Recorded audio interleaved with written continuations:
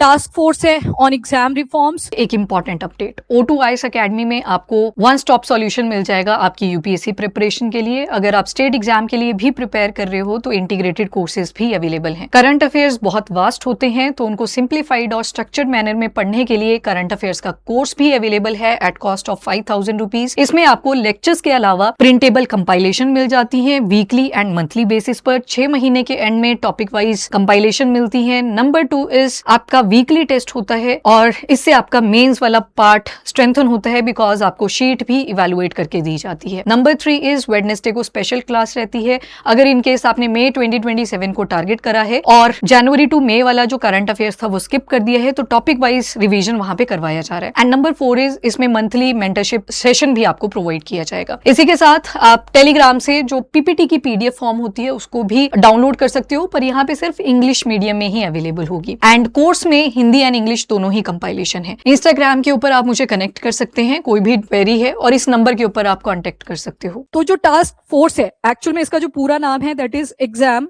Reform task force. नाम से पता लग रहा है कि पेपर वगैरह लीक कर जाते हैं तो जल्दी से केसेस रिजॉल्व हो सके तो उसी के लिए एक फोर्स बनाई गई है। अभी ये अपनी रिकमेंडेशंस लेके आएंगे कि कैसे हम पेपर लीकेज को प्रिवेंट करेंगे। फिर उसके बाद जो भी चीजें रिव्यू होंगी वो आने वाले टाइम में हमें अपडेट होती चलेंगी। तो सबसे पहले एक नाम हाईलाइट हुआ जिनका नाम है नंदन नीलेकनी। अब ये नंदन नीलेकनी पहले भी गवर्नमेंट के साथ काम कर चुके हैं। आधार कार्ड की बात हो, आधार कार्ड के ऊपर आप देखते हो एक यूनिक नंबर आपको दिया जाता है। वो यूनिक नंबर को कैसे प्रॉपर्ली इंप्लीमेंट करना है उसमें भी नंदन नीलेकनी जी का नाम था। देन आपका G20 हुआ। G20 कब हुआ था इंडिया के अंदर? 2023 में न्यू दिल्ली या दिल्ली डिक्लेरेशन भी उसे बोल दिया जाता है। तो उस टाइम पे ना हम फोकस कर रहे थे कि डिजिटलाइजेशन पे ज्यादा काम करना है। तो इंडिया के अंदर जो इंफ्रास्ट्रक्चर है विद रिस्पेक्ट टू डिजिटलाइजेशन वो वीक था, तो नंदन नीलेकनी जी ने वहां पे भी एक इंपॉर्टेंट रोल प्ले करा। इन्होंने डिजिटल पब्लिक इंफ्रास्ट्रक्चर के ऊपर काफी काम किया हुआ है। तो मतलब आधार कार्ड से लेके डिजिटल पब्लिक इंफ्रास्ट्रक्चर तक अगर देखें वहां भी आपको नंदन नीलेकनी जी की प्रेजेंस मिल जाएगी। अब कई बार क्या होता है, या तो आप ऑफिसर रैंक पे होते हो या फिर आप किसी स्टार्टअप के फाउंडर होते हो या को फाउंडर होते हो, तो यहाँ पे इनको भी देखेंगे तो इन्होंने इलेक्ट्रिकल इंजीनियरिंग कंप्लीट करी थी अपनी आईआईटी बॉम्बे से। उसके बाद इन्होंने इन्फोसिस को फाउंड करा, को फाउंडर थे उसके। एंड फाउंडर इज, ये को फाउंडर थे याद रखना। 1981 में एनआर नारायण मूर्ति जी के साथ और जो बाकी थे, बाकी मैनेजिंग डायरेक्टर भी रहे हैं वहां पे, प्रेसिडेंट भी रहे हैं, चीफ एग्जीक्यूटिव ऑफिसर भी रहे हैं, ऑपरेटिंग ऑफिसर भी रहे हैं 2002 से 7 तक।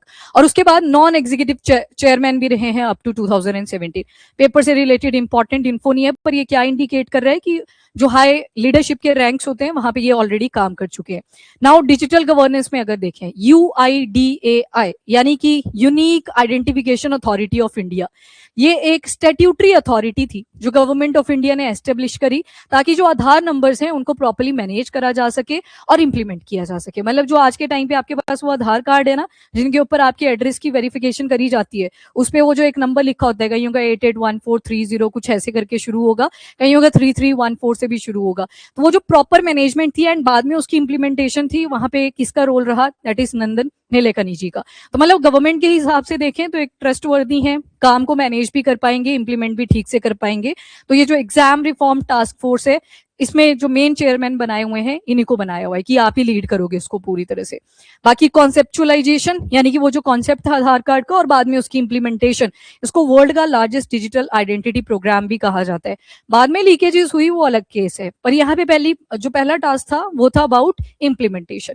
नेक्स्ट इज की पब्लिक सर्विस कॉन्ट्रीब्यूशन जो इन्होंने दी। एक तो बेंगलोर का एजेंडा टास्क फोर्स है ताकि जो अर्बन गवर्नेंस है और इंफ्रास्ट्रक्चर है बेंगलुरु में वो प्रॉपर तरीके से बन सके। आज के टाइम पे देखते हो आप, जैसे बारिशें होती है, बारिशों के टाइम पे दिल्ली और बेंगलोर बहुत जल्दी कवर करे जाते हैं कि बाढ़ आ गई है, देखो तैर के जा रहे हैं। कॉलेज के स्टूडेंट यहाँ से लेके वहां तक एक फट्टा रखा होता है उसके ऊपर चले होते हैं किश्ती बना के, वो प्रॉपर दिखाया जाता है। वहीं पे नॉर्थ ईस्ट की बात करें, कितना ही उसको कवरेज दी जा रही है, इतनी ज्यादा बारिशें वहां पे हो रही हैं। बट एनीवेज, तो यहाँ से हमें क्या दिखता है कि बेंगलुरु में अर्बन गवर्नेंस और साथ में इंफ्रास्ट्रक्चर को लेके वहां पे भी किसका मेन रोल रहा है? नंदन जी का रहा है। उन्होंने ही हेड करा था ये बेंगलुरु एजेंडा टास्क फोर्स को भी। Next G20 task force digital public infrastructure के ऊपर, कि आज के टाइम पे डिजिटलाइजेशन की तरफ हम जा रहे हैं, पर एक सेगमेंट है जो प्रॉपरली ऑनलाइन सर्विसेज का फायदा ले पा रहा है, पर एक सेक्शन जो था वो नहीं फायदा ले पा रहा था, तो बोला कि हमने क्या करना है, इसको इंक्लूसिव बनाना है, तो वहां पे भी इनका कंट्रीब्यूशन रहा। Then technology advisory group for unique project, ये टेक्नोलॉजी ड्रिवन गवर्नेंस रिफॉर्म्स हैं। बाकी डीपीआई यूपीआई ये सारे एग्जाम्पल आप यहाँ पे ऐड ऑन कर सकते हो। एक्सपर्टीज डिजिटल गवर्नेंस में है इनकी, digital identity system, public sector technology reform, financial inclusion and finally large scale technology implementation. मतलब ओवरऑल जो ये पॉइंट्स आपने देखे उन्हीं को यहाँ पे लिख दिया कि हर सेक्टर के अंदर इनका कॉन्ट्रीब्यूशन रहा है। इसी वजह से अब क्या बोला गया, क्योंकि आजकल पेपर भी कैसे होते हैं, ऑनलाइन फॉर्म में होते हैं, तो इनको ऑलरेडी उसमें एक्सपर्टीज है, तो इनको इन्वॉल्व करा गया। बाकी पॉलिटिकल एसोसिएशन INC के साथ इनकी इंडियन नेशनल कांग्रेस। अब देखो कई बार एसोसिएशन भी इंपॉर्टेंट रोल प्ले कर जाती है, यहाँ पे ऑपोजिशन के साथ थे, पर इनकी क्वालिटीज ही देखी गई, काम ही देखे गए। ये हार गए थे बेशक, मेरे ख्याल से हाँ बेंगलुरु साउथ से ये खड़े हुए थे, पर हार गए थे, डिफीट हुए, बट उसके बावजूद भी गवर्नमेंट इनको इन्वाइट करती है जब भी कोई ऐसी टास्क फोर्स वगैरह डेवलप करी जाती है। अब जो इनका नया काम आने वाला है that is exam reform task force को लेके, कि जो एग्जाम कंडक्ट होंगे ट्रांसपेरेंट तरीके से, प्रॉपर सिक्योरिटी के साथ, और जो इंटेग्रिटी है एग्जाम्स की वो भी मेंटेन होके रहे, तो इसके ऊपर अब इनसे मेन फोकस करवाया जाएगा। बाकी इस टास्क फोर्स के अंदर एस सोमनाथ जी का नाम भी आपने देखा होगा, फॉर्मर इसरो चेयरमैन भी आगे, देन इवन इंटेलिजेंस ब्यूरो के जो फॉर्मर डायरेक्टर वगैरह थे उनको भी इंक्लूड करा है, IIT में जो अभी बैठे हुए हैं उनको भी इंक्लूड करा है। इसके अलावा लॉजिस्टिक एक्सपर्ट्स को भी इंक्लूड करा है।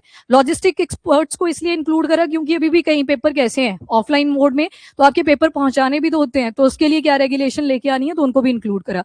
एजुकेशन सेक्रेटरी है उनको भी इसमें इंक्लूड करा हुआ है। तो मतलब सारी ट्राई करी है कि पेपर के लिए जो भी प्रोसीजर रहता है उसमें कोई भी लीकेज नहीं रहनी चाहिए और इस टास्क फोर्स की प्रॉपर इंप्लीमेंटेशन हो सके। तो ये इंपॉर्टेंट था, इनका नाम याद रखना है, ये कई बार पेपर में भी पूछ लिया जाता है, तो आप नाम याद रखेंगे।